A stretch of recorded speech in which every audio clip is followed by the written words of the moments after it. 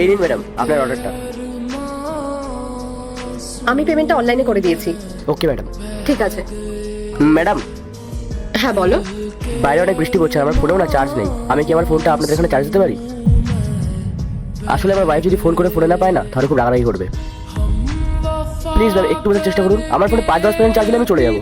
আচ্ছা ঠিক আছে, তোমার কাছে তোমার আইডি কার্ডটা আছে? থাকলে দাও, আর তোমার ফোন নাম্বারটাও দিও। এই নিন ম্যাম আমার আইডি কার্ডটা।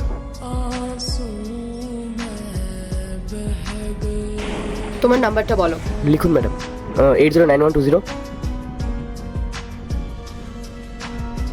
আসলে তোমার আইডি আর তোমার ফটো আমি আমার হাজবেন্ডকে পাঠিয়ে দিচ্ছি সেফটির জন্য। আর এই নাও তোমার কার্ডটা।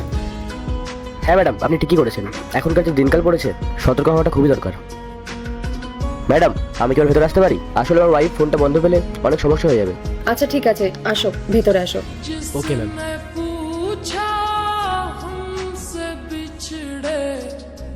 এই নাও মাথাটা মুছে দাও, নাহলে তোমার ঠান্ডা লেগে যাবে।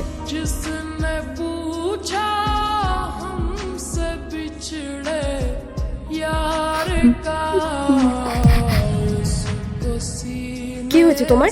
তুমি এভাবে কান্না করছো কেন? কিছু হয়নি ম্যাডাম।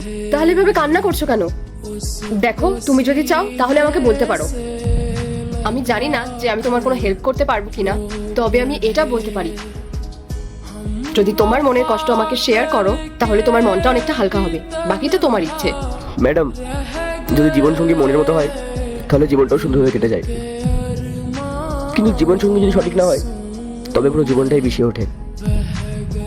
আমি অনেকবার চেষ্টা করেছি একটা সম্মানজনক চাকরি পাওয়ার, কিন্তু প্রতিবারই ব্যর্থ হয়েছি।